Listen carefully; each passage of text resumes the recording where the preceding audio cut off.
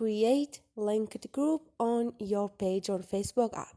Hi guys, in this video I will show you how to create linked group on your page on Facebook app, easy and quick.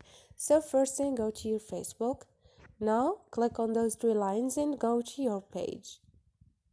Once you are in your page, scroll over this list and you're gonna find more.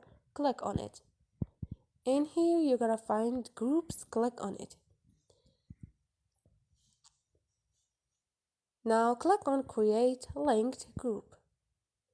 You can name your group and choose privacy, public or private.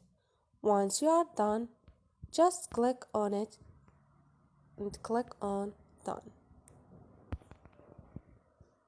and click on create group. Easy and quick. Don't forget to subscribe and like.